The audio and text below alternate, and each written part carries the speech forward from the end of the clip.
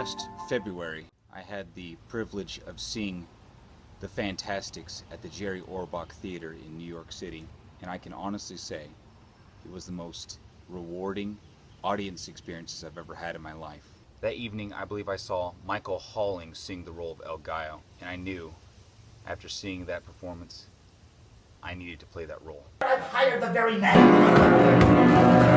Gentlemen, good evening. And it was just a short time after that where I was invited to perform El Gallo with 2 different theaters this summer. So while preparing for the role myself, I've decided to dig in deep and see what makes the Fantasticks such a great show, but also what makes a really great El Gallo. For those of you who are not intimately familiar with the story of the Fantasticks, allow me to give you a little bit of synopsis. Warning, I borrowed all of this footage from a documentary called Try to Remember, which I'll link right here. It's a wonderful movie about the story of the longest running off-Broadway show. You know, it opened when Eisenhower was president, and the Fantasticks lasted through 10 presidents. We've had over 2 million customers.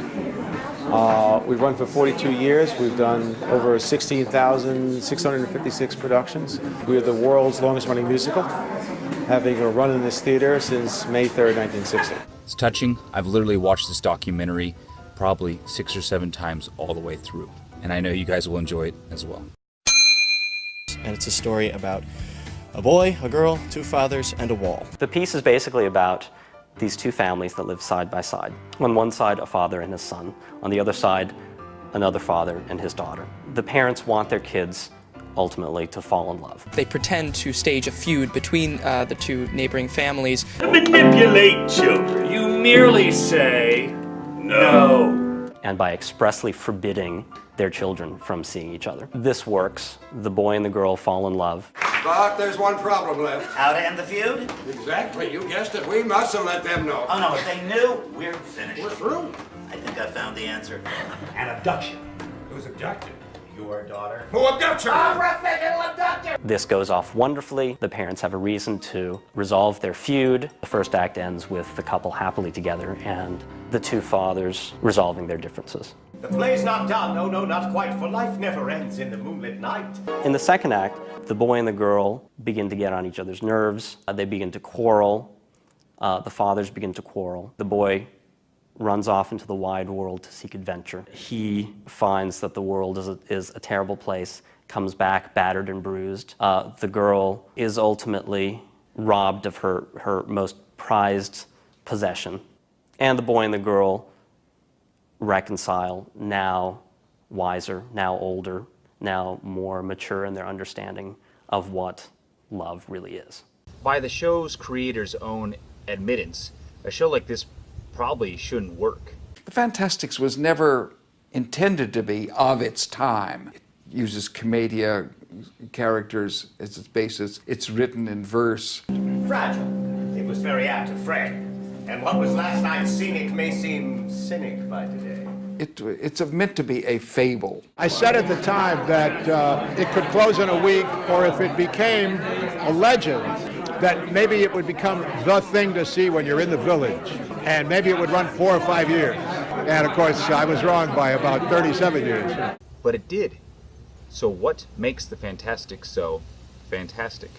There's a reason it's been around. It's just a lovely love story about innocence and mature love. There's a lot of comedy. They're great songs. They're great tunes that you can remember. It's one of the easiest shows I've ever had to do because the audience they're already fans the minute before you even open your mouth. There's a real message behind it. I tell you what I think part of the success must have to do with, aside from the fact that people like the jokes and they like the songs and so forth, the form of it is very experimental. We ask people, when we sing a song called Soon It's Gonna Rain, and we ask the people to imagine themselves at a certain place, then a man stands up and holds a couple of branches, and another man describes what it feels like to be in this place.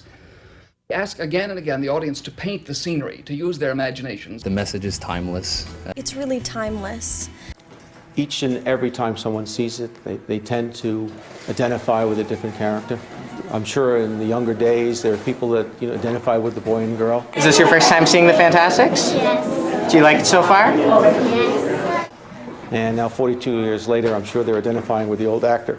It is because it touches some sort of basic human emotion that we all share. And so it's a very personal experience. There's a real sophistication to the humor. There's a real wit to it. Somebody who has never seen a show before can come and love it. It never panders to the audience. It really rejoices in the simple things, I think, that move us and entertain us. Somebody who goes to the theater 3 times a week can come and love it. They want to be part of it. They want to contribute. And I think they do contribute here. So now you're familiar with the story and familiar with the players. Now let's focus on the player that kind of sets the stage. Who are you? I was sent for, a maiden in distress. The player that controls the players. Oh, of course! You are the famous El Gallo. El Gallo. Let's talk about El Gallo. Try to remember the kind of September when life was slow and oh so mellow. The man who originated this marvelous role was Jerry Orbach, who you may know better as Lenny Briscoe from the hit series Law & Order. El Gallo is a magician, he's a narrator, he's a romantic, he's all the things you'd ever want to be. What better part to play? When you were a tender and callow. So I reached out to other people who have played El Gallo to see what their thoughts were on the role. My fellow El Gallos of the past and present, what are some qualities that you feel are definitive to the character of El Gallo? Some aspects of his personality that are often skipped over, or maybe just some interesting thoughts you've discovered when working on the role. My friends responded promptly, and here are some highlights. In my opinion, El Gallo represents danger. I think he could even take on some elements of death personified. Without a sense of danger or possibility of losing something, we are not able to grow up. To me, he is a very fallible god figure. He is the master manipulator and controls all of the action. Remember to find the juicy parts of each song that reveal a bit of who he is and what he is there for. Rhythm, words, oh, be tall. Is 6'4" tall? El Gallo is the narrator of the story, so he is able to jump in and out of the imaginary world. With that comes a certain self-awareness that he has during the show. He has moments of such beautiful sincerity, and that's what makes the show so heartbreaking and beautiful. Oh, and take a long time to die. Have lots of fun. Find the right balance between soft with a sense of loss, but also the hard reality. I don't think enough importance is placed on try to remember. Let that first song really connect you to the audience. El Gallo is the audience's surrogate. He's not simply part of the company, he is the ringmaster. Will, I will die with the best of them. I highly recommend learning your words. That helps. I also did my best not to fall over when I did the play. I also recommend not spitting too much when you're talking at the audience. They seem to not like getting spit upon. Oh, and if your director asks if you can juggle, just say no. Even if you can kind of juggle. If you go ahead and say yes, you'll end up getting orange juice on the front row. I should probably learn how to juggle. So now, we have a set of skills to learn.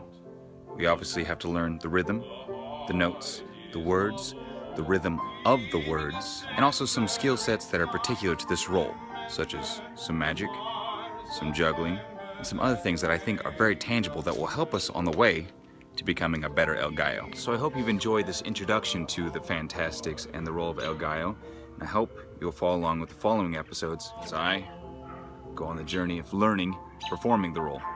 Till next time,